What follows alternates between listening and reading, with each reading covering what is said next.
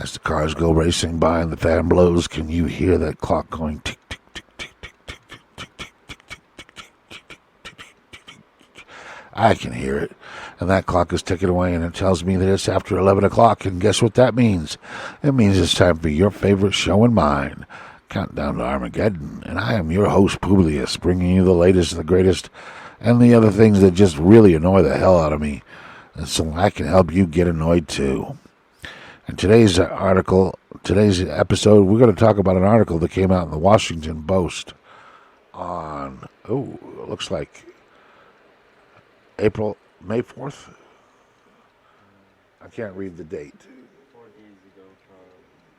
It came out 4 days ago, so you do the math. The author's name is, Publius is blind, so. Timothy Bella. Sorry about that. My eyes aren't what they used to be because, hey, I'm getting old. And the article is entitled, Get Rid of the Confederate Rock or Risk Custody of Your Multiracial Daughter, the court tells the woman. Can you believe this? What you have is a woman in upstate New York who has a child with a man. Her child is biracial, meaning he's part white, this girl is part white and part black. And in her yard, she has a rock that is decorated with the Confederate flag. The article doesn't tell me why the lady has this rock, why she put the stars and bars out there. But obviously it's not because she's racist, because she was married to a black man for years, had a child by him. Now that they have gone through a divorce, the court has decided that just having that rock in her yard is so harmful and possibly hurtful to this child because this child looks black, and that it would hinder her and give her a negative viewpoint on part of her own self.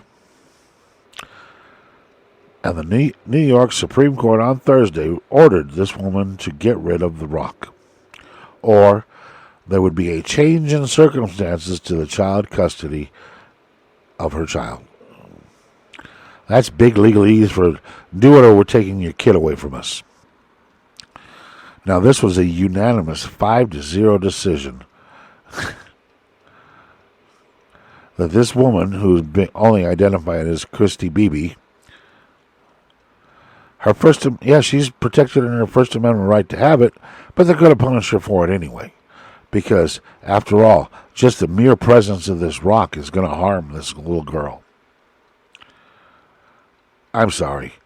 Reading this article, I get to see how stupid people have gotten.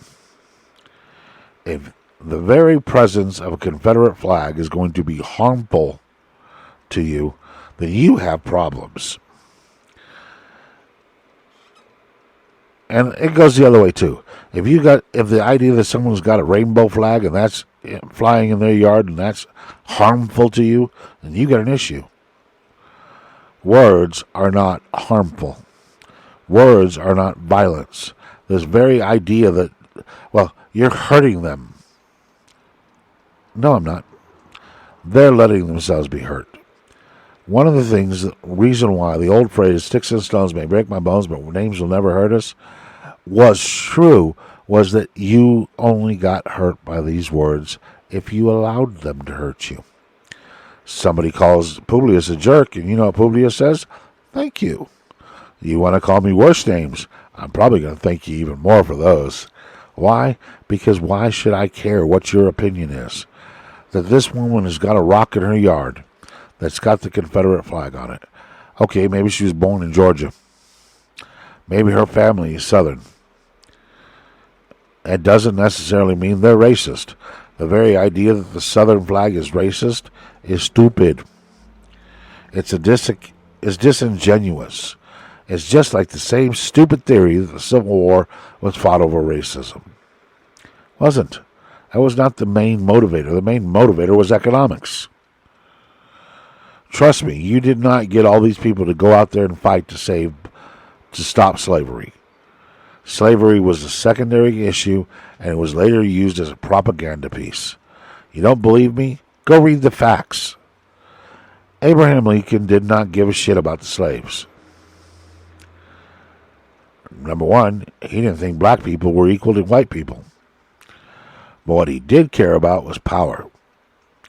So you had the people in the North who wanted to basically stop the South from vetoing everything they'd come up with for ways to make money for their different groups. It's an economic war. Yes, but Publius, the very first thing they talk about is mentioned in their Declaration of Independence, in their independences. All these southern states all listed slavery as a part of it. Yes, slavery was one of the issues. And part of it was an overreach because they saw the federal government, they were afraid the federal government was going to overreach. And guess what? It did. Ooh, I hear people saying all the time, you guys are just taking this way too far. Nobody's after your guns. Yes, they are. You guys have admitted, at least some of your people have admitted that shit. Why can't you admit all the crap? You want our guns, you want our rights, you want to be able to force churches to go against their religions. You want to make people do what you want. You believe in force. Admit it. Stop the bullshit. Stop using these bullcrap excuses to screw people's lives up and just say the truth. Sorry, Christy Bubba, BB. We want you to conform to our views of what should be or should not be. We think that you need to put up a BLM sign, put up a rainbow rock. You need to teach your daughter. Well, are you sure she's a daughter? Maybe maybe you're just misapplying her gender. We need to ask her what gender she is. Or better yet, why don't you pick for her? Because if you think she could be a different gender, we need to have her go get surgery. You see, this is where we're heading. This is so insane. There's no right, there's no wrong, there's only what the masses say. And if you think this is appropriate, you got issues. Because the masses will support anything. Remember, the masses at one time supported slavery. The masses at one time supported taking every Japanese descendant to the United States and locking them up. So, when you're trusting in the masses, it's not a very smart move. The masses are easily influenced. And it's real hard to trust the masses now, considering the masses get their information and their facts from today's media. And that's the biggest group of lying bastards I've ever seen. These people are so biased and so bigoted in their views that they'll admit they don't think the other side deserves an equal hearing. And this is what you want me to base my views on? Is what the masses say? Well, I'm sorry. I think you all need to kiss off. It's time for America to go back to the belief that I choose what is right and wrong for me. I choose what is right and wrong for my children. Until they're 18, at which point they can tell me if they didn't like it and they can tell me to kiss off. That's their choice. My children, though, would have generally a little bit too much respect for me to say that. They may disagree with some of the things I've taught them, but that's their choice. Don't choose for them. We need to get back to where America starts seeing the right things. We need to stop looking at the color of somebody's skin. We need to stop letting somebody's personal belief structure be a basis of discrimination. We need to stop all of this and go down and start looking purely on actions and the character of the people involved. Do they tell the truth? Are they being good? Have they actually physically hurt me? If they haven't, then you let them alone. This whole idea that a flag is going to harm this poor little girl, I don't get it. Now, I know you're saying, well, that's because you're not black, Publius. Obviously, if you were black, you would see that this is just an inherent side of racism. And no, sorry. I've known black people that fly the stars and bars too. Why? Because they're Southern boys. They fly their flag because they're proud of their country, their city. They're proud of their state. Their state is where they're from. And they feel this whole idea is just bullshit. Bottom line, when you start allowing people to dictate based on their opinions in the court, then what's next? Oh, I'm sorry, Christine BB. You need to teach your daughter that white people are evil. Otherwise, we're going to take your daughter away from you. You don't believe that's a possibility? Look at the story on the CRT that I did recently. Yeah, it's a possibility because that's what they believe. You are automatically guilty for being white. So that's our next step.